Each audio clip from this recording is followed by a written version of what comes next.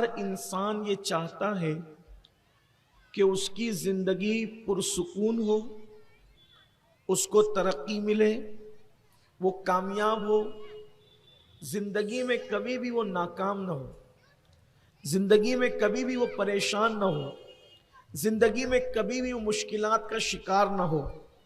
इंसान उरूज चाहता है, इंसान सुकून चाहता है, इंसान खुशियां चाहता है, इंसान तरक्की चाहता है और उसके लिए इंसान बहुत मेहनत करता है। कौन इंसान है जो खुश नहीं रहना चाहता? कौन इंसान है जो तरक्की नहीं चाहता? कौन इंसान है जो कामयाबी नहीं चाहता?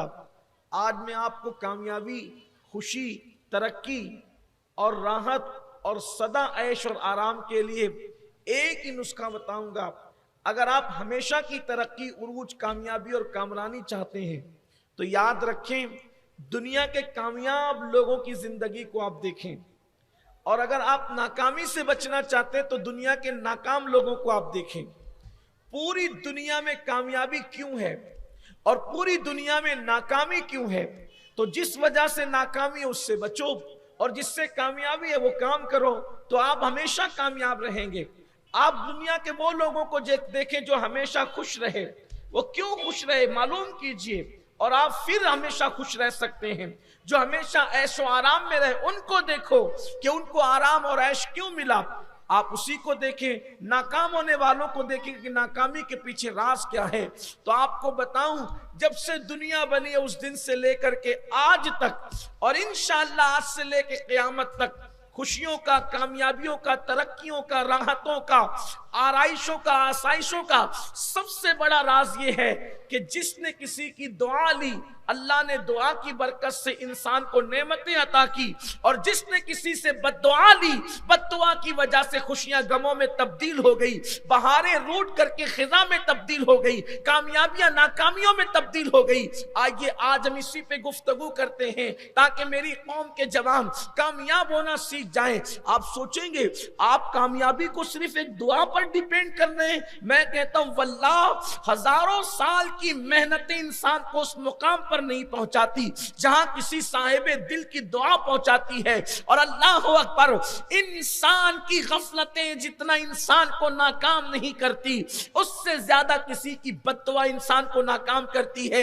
आइए, चूंकि कोई तमीदी बहुत लंबी चौड़ी गुफ्तगू नहीं करना चाहता, वक्त के अंदर जो गुंजाइश है मुख्तसर गुफ्तगू करके अपनी बात तमाम करता हूं। 4-5 प्रोग्रामात में अब तक जो आप सुनते आए हैं, मुझे ऐसा लगता है कि शायद आज की गुफ्तगू जो है आपके बहुत ज्यादा काम की होगी अगर आप उसको जहन में रख लें तो। दुआ लेना सीखो, इसलिए कि दुआ उस मुकाम पर पहुंचाती है जहां हजारों साल की मेहनतें, हजारों साल तो इंसान जिंदा भी नहीं रहता, लेकिन याद रखना दुआ वहां पहुंचाती है, दुआ वहां लेकर के जाती है जहां इंसान का, अल्लाह अकबर, उसकी मेहनतें उसको लेकर के नहीं जाती। और याद रखिएगा, एक होता है दुआ करवाना और एक होता है दुआ लेना। मैं दुआ करवाने की बात नहीं कर रहा हूं, मैं दुआ लेने की बात कर रहा हूं। बहुत तवज्जो से सुनना, आपकी जिंदगी की कामयाबी का इन्हिसार होगा और आपकी नाकामी से बचने का बेहतरीन ज़ाब्ता आपको मिलेगा। अगर मेरी माएं और बहनें भी मौजूद हैं, मैं उनकी भी तवज्जो चाहता हूं। एक होता है किसी के लिए बद्दुआ करवा देना, एक होता है बद्दुआ लेना, एक होता है दुआ करवाना, एक होता है दुआ लेना। देखो, दुआ करवाना क्या है? मिसाल के तौर पर आप किसी आलिम से मिले, आपने उससे कहा दुआ कर दो, आलिम ने दुआ कर दी, ये दुआ कबूल होगी रद्द होगी इसके बारे में कोई गारंटी नहीं। आप किसी इमाम से मिले, उससे कहा दुआ कर दो, उसने दुआ कर दी, कबूल होगी रद्द होगी इसकी कोई गारंटी नहीं। इसी तरह किसी वली से मिले, आपने उसको कहा दुआ कर दो, कबूल होगी रद्द होगी इसकी कोई गारंटी नहीं। ये दुआ आप करवा रहे हैं, लेकिन एक होता है दुआ लेना। ये जो दुआ लेने वाला सिस्टम है, ये दुआ कभी रद्द नहीं होती। मतलब आप किसी के साथ ऐसा काम कर जाएं, आप किसी की ऐसी खिदमत कर जाएं कि आप उसकी खिदमत की वजह से, आप उसको खुश करने की वजह से उसको आप कुछ बोले नहीं, उसके दिल से निकल जाए कि जा अल्लाह तेरा ये काम कर दे। इसको कहते हैं दुआ लेना। मिसाल के तौर पर देखिए मैं आपको बताता हूं दुआ लेना कैसे होता था, और दुआ जिसको मिल जाती है फिर उसकी तरक्की कैसे होती है। जरा ध्यान से सुने। आजकल के नौजवान लड़कों को अगर कोई बूढ़ा मिल जाए, कोई दाढ़ी वाला मिल जाए, कोई आलिम मिल जाए, कोई कुर्ते पाजामे वाला मिल जाए, कोई टोपी वाला मिल जाए, तो लड़के उसका मजाक उड़ाते हैं। आपको यही नजर आएगा। सूट बूट पे कोई मिलेगा, अगर वो फटीचर भी होगा, भीख मंगा, तो भी उससे मरऊब होंगे, और इस्लामी लिबास में कोई होगा तो उसका मजाक उड़ाएंगे। यानी सोचे मुसलमानों की सोच क्या हो गई है, मुसलमानों की फिक्र क्या हो गई है। दाढ़ी वालों से नफरत है, टोपी वालों से नफरत है, अमामे वालों से नफरत है, मजहबी होलिये वालों से नफरत है, और फिर उसके बाद सूट बूट वालों से मरऊब है। इसका मतलब यह है कि तुम्हारी फिक्र को जवाल आया है। मुसलमानों के जवाल की सबसे बड़ी वजह उनके अफकार का जवाल है। कौमों को जवाल यूं नहीं आता जब तक के कौमों के अफकार को जवाल नहीं आता। इकबाल कहते हैं कुव्वते फिक्र अमल पहले फना होती है, फिर किसी कौम की शौकत को जवाल आता है। कैसे फिक्र को जवाल आया? छोटा सा बच्चा गोद में लेके जा रहे हैं, तवज्जो करना, छोटा सा बच्चा गोद में लेके जा रहे हैं, एक तरफ पैंट शर्ट वाला जा रहा है, एक तरफ कुर्ते पैजामे दाढ़ी टोपी वाला जा रहा है, बच्चा रो रहा है, तो वो पैंट शर्ट और सूट बूट वाले को दिखा के नहीं बोलोगे कि ये मारेंगे, ये पकड़ के लेके जाएंगे। यही है ना, यही करते हो ना। सूट बूट वाला पैंट शर्ट वाला, उसको उसके बारे में नहीं कहोगे कि पकड़ के लेके जाएंगे मारेंगे। दाढ़ी वाला दिखेगा, बोलेंगे बाबा मारेंगे, पकड़ के ले जाएंगे। आप मुझे बताएं मुसलमान होकर तुम्हारे दिमाग में कितनी गंदगी है मजहबी लोगों के लिए, कि आपने तो अपने बच्चे के दिल में बचपन से ये बात डाली कि जो दाढ़ी मुंडा होगा वो नहीं मारेगा, दाढ़ी वाला मारेगा। जो पैंट शर्ट वाला है वो नहीं मारेगा, दाढ़ी वाला मारेगा। तो बोलो बचपने से तुम्हारे बच्चों के फिक्र के अंदर ये सोच पलेगी कि नहीं पलेगी? मारता कौन है? दाढ़ी वाला। पकड़ता कौन है? दाढ़ी वाला। सोचो, ये मकाम पर दुनिया ने तुम्हें ला करके खड़ा किया। लाशौरी तौर पे तुम खुद अपने मजहब से बेजार हो, अपने मजहब से खुद बेजार हो। बात दूर ना निकले, मैं अपने उन्वान की तरफ से हटना नहीं चाहता, और ये करना चाहता हूं। मजाक उड़ाते लोग, दाढ़ी वालों का मजाक उड़ाते। जब तुम मुसलमान होकर के खुद दाढ़ी वालों का मजाक उड़ाओगे तो दुनिया ना उड़ाएगी। मुझे दुनिया के मजाक उड़ाने पे शिकवा नहीं है। क्यों शिकवा नहीं है पता है? क्योंकि मेरी तबीयत मंसूर अल्लाह जैसी हो गई है इस वक्त। क्यों? मंसूर ने जब कहा अनल हक, तो पूरे बगदाद ने उन पे पत्थर मारा। जब पूरे बगदाद ने पत्थर मारा तो मंसूर मुस्कुरा रहे थे, हंस रहे थे, क्योंकि मंसूर जानते थे मुझे पहचानते नहीं है, इनको मेरी अहमियत का अंदाजा नहीं है। लेकिन जब जुनैद बगदादी को भी हुक्म हुआ कि बादशाह के कारिंदे मुखबिरी के लिए मौजूद हैं, और अगर कोई पत्थर नहीं मारेगा तो बादशाह उसके हाथ कटवा सकता है, उसको सजा दे सकता है, तो जुनैद बगदादी ने कहा चलो हम भी मारने वालों में अपना नाम लिखा दें, ताकि कम से कम बादशाह के लोगों को कोई मुखबिरी ना कर सके कि हमने नहीं मारा। लेकिन चूंकि उठते हुए हाथ नजर आएंगे, लाखों हाथ में उठे हुए हाथों में किसको पता चलेगा पत्थर किसने मारा, फूल किसने मारा, किसने नहीं मारा? सबके पत्थर मंसूर को लगते हैं। मंसूर हंसते हैं। जुनैद बगदादी ने पत्थर नहीं मारा बल्कि फूल लिया और फूल फेंक करके मंसूर की तरफ मारा, तो मंसूर ने चिल्लाया आ! जुनैद ने कहा सबके पत्थर पर तुझे तकलीफ नहीं, मेरे फूल पे तुझे तकलीफ है। तो मंसूर ने कहा था ये मुझे जानते नहीं है इसलिए मारे, तो इसका शिकवा क्या है? आप तो मुझे जानते हैं ना कि मैं बात क्या कह रहा हूं, इसलिए आपके फूल पे मुझे तकलीफ है। अगर दुनिया दाढ़ी वालों को ताना दे रही है, मुझे शिकवा उनसे नहीं है, क्योंकि वो जानते नहीं दाढ़ी है क्या चीज। तुम मुसलमान होकर अगर दाढ़ी का मजाक उड़ा रहे हो तो मुझे शिकवा तुमसे है कि तुम्हें पता नहीं दाढ़ी किस चीज का नाम है। दाढ़ी दुनिया के सबसे खूबसूरत तरीन इंसान की सुन्नत है। दाढ़ी आमिना के लाल की सुन्नत है। दाढ़ी महबूब किरदगार की सुन्नत है। उसकी सुन्नत है दाढ़ी के तेरी सीरत तेरी सूरत जमाने से निराली है। तेरी हर हर अदा प्यारे दलील बेमिसाली है। तो अर्ज ये कर रहा था, मजहबी ओलिये में आजकल हमारे लड़के मजाक उड़ाते हैं। अगर कोई फकीर आ जाए भीख मांगने वाला, बच्चे उसके पीछे लग जाते हैं। पता नहीं क्या होता है, कितना रोना रोया जाए तो दुखड़ा ही है। तो ये तो रातें खत्म हो लेकिन कभी ये दुखड़े खत्म ना हो, बातें खत्म ना हो। दुआ लेने की बरकत क्या है। सरकार गरीब नवाज रदी अल्लाह ताला से किसी ने पूछा आपकी तरक्की का राज क्या है। फरमाया किसी की दुआ। आपकी तरक्की का राज क्या? का किसी की दुआ। का क्या मतलब? का मेरे मोहल्ले में जबकि मैं 8-10 साल का बच्चा था, एक फकीर आया था भीख मांगने वाला। लोगों को लगता था एक फकीर आया है, हालांकि वो भीख मांगने वाला नहीं था, वो लोगों को देने वाला। हर भिखारी, मैं लोगों को कहता हूं अपने ज़ौक़ के मुताबिक, हर भिखारी मांगने नहीं आता, कुछ फकीर किस्मतें बदलने भी आता। इकबाल कहते हैं निगाहें मर्द मोमिन से बदल जाती हैं तकदीरें, जो हो ज़ौक़े यकी पैदा तो कट जाती है जंजीरें। यहां तो सबको एक ही लकड़ी से हाँकना है। अगरचे तुम्हारे मोहल्ले में जो भीख मांगने वाले भिखारी है, मैं ये नहीं कहता कि वो बहुत अच्छे हैं। गांजा चरस पी के शराब के नशे में भीख मांगते हैं, मैं कहता हूं उन्हें भीख भी ना दिया करो। नशा करने वालों को तो भीख भी देने की इजाजत नहीं है, उनको कर्जा देने की भी इजाजत नहीं है। हाँ, रिवायतों में आता है कि जिसने नशा करने वाले को कर्जा दिया गोया उसने इस्लाम को ढाने में मदद की, इस्लाम को गिराने में मदद की उसने। नशा करने वालों को ना भीख दो, नशा करने वालों को ना कर्जा दो। यहां तक हदीस पाक में आया है कि अगर नशा करने वालों को तुम अपने घर में कोई फंक्शन करो तो उसको दावत में भी मत बुलाओ। इतनी नफरत है नशा करने वालों से। लेकिन लोग आजकल के जो भिखारी हैं, उन भिखारियों को तो फकीर भी नहीं कहना चाहिए। उन भिखारियों को फकीर, उनको भिखारी कहना चाहिए, भिखमंगा कहना, फकीर नहीं कहना चाहिए। फकीर बड़ा मनसब है।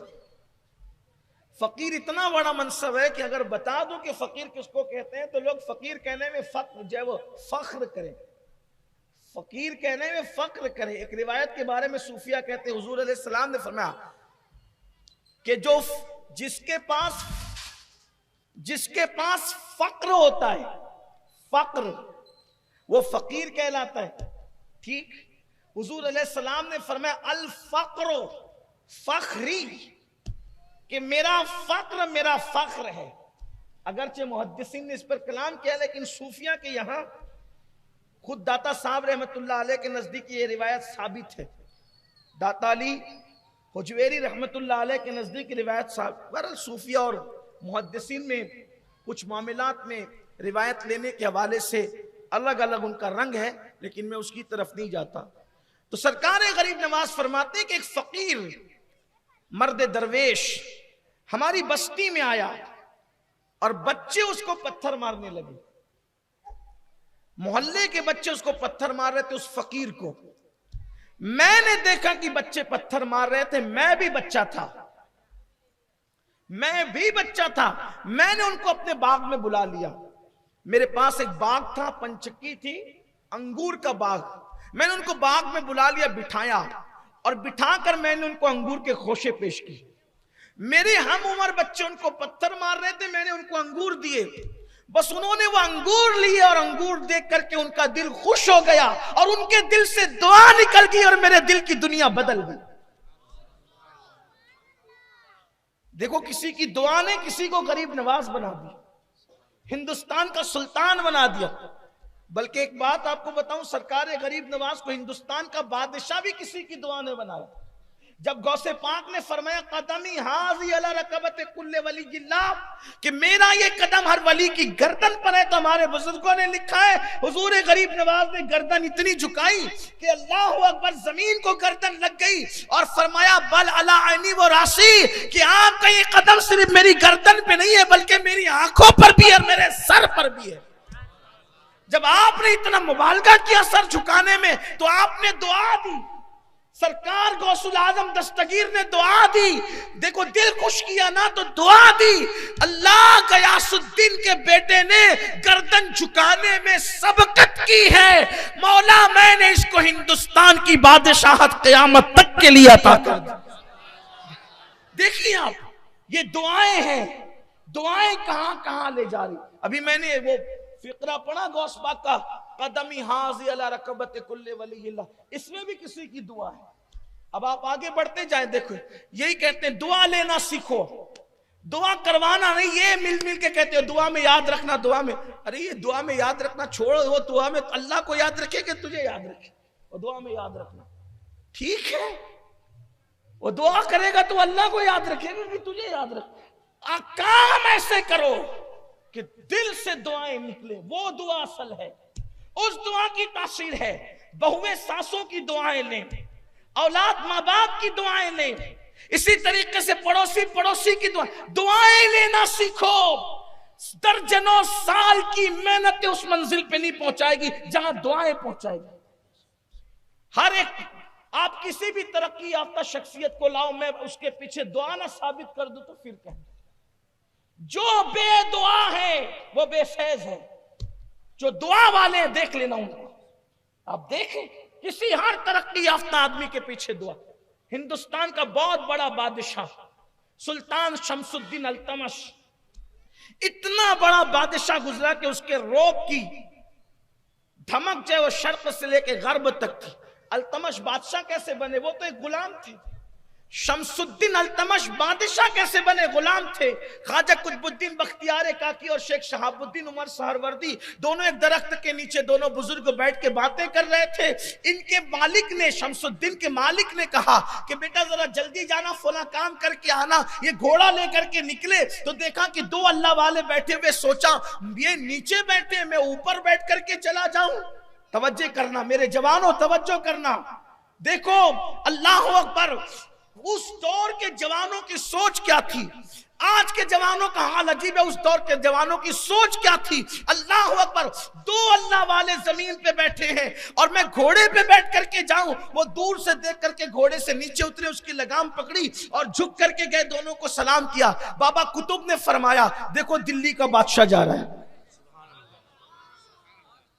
दिल्ली का बादशाह जा रहा है। किसी ने टोका, हजरत वो तो कोई गुलाम है, गुलाम। वो क्या? फरमाया फकीर की जुबान से निकल गया, जिसने हमारा अदब किया अल्लाह से दुआ, अल्लाह इसको दिल्ली का बादशाह बना।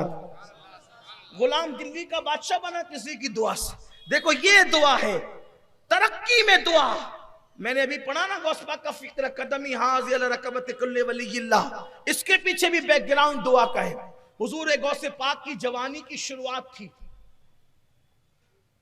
बगदाद के मदरसा निजामिया में जेर तालीम थे। आप फरमाते हैं, देखिए यहां से आपको दुआ और बद्दुआ का मामला समझ में आएगा। किसी की बद्दुआ मत लेना, हो सके तो जानवर की भी बद्दुआ मत लेना, किसी की बद्दुआ न लेना। आजकल के ये नौजवान लड़के जवानी के नशे में कुछ लड़कियों से दोस्ती करते हैं, अफेयर के नाम पे, मोहब्बत के नाम पे, फिर उनके जिस्मों से खेलते हैं, फिर उनकी आबरू से खेलते हैं, उनके साथ शादी के वादे करते हैं, फिर उन्हें छोड़ देते हैं यूज करके। ऐसे जैसे भौरा किसी फूल का रस चूस करके दोबारा उसकी तरफ रुख नहीं करता, तितलियां किसी फूल से खिलवाड़ करके उसके हुस्न से उस तरफ रुख नहीं करती। जवानी में तो कर दिया, लेकिन उनके दिलों से जो बद्दुआएं निकलती है ना, फिर वो तुम्हें कहीं का नहीं रखती। उसको जिंदगी की खुशियां कभी नहीं मिल सकती जिसके पीछे किसी की हक बद्दुआ। बद्दुआ अगर हक है तो आप कभी सुकून की सांस न ले सकेंगे। ये सालन में नमक ज्यादा होने पर, ये मैके से लेट आने पर, छोटी छोटी बातों पर जो औरतों को तलाक देते हो ना, गुरूर और घमंड में, जब वो करवटें बदलती है तलाक के बाद, उसकी हर करवट तुम्हारे लिए बद्दुआ बन जाती है। मैंने बेकसूर औरतों को तलाक देने वालों को घर घर भीख मांगते देखा है। इसी मालेगांव के अंदर घर घर भीख मांग। लोग जवानी के नशे में कुछ भी करते हैं, लेकिन अल्लाह को जुल्म पसंद नहीं है। हदीस से पाक में आता है, अल्लाह के रसूल अलैहिस्सलाम फरमाते हैं, अगर कोई सींग वाली बकरी बगैर सींग वाली बकरी पे जुल्म करेगी, अल्लाह उसको भी जुल्म का बदला देगा। एक पहाड़ दूसरे पहाड़ पे जुल्म करेगा, अल्लाह उस पहाड़ को पिघाल देगा। अल्लाह को जुल्म पसंद नहीं है। क्यों? ये कायनात सजाई अल्लाह ने, कायनात बनाई अल्लाह ने। कायनात में आप किसी पे भी जुल्म करते हो, अजियत अल्लाह को होती है, क्योंकि अल्लाह की मखलूक है। अल्लाह की मखलूक है, तुम किसी पे भी जुल्म करोगे अजियत अल्लाह को पहुंचती है। अल्लाह जुल्म को पसंद नहीं करता, ना वो जुल्म करता है और ना वो जुल्म को पसंद करता है, ना वो जालिमों को पसंद करता है। हुजूर गौस पाक मदरसे में थे।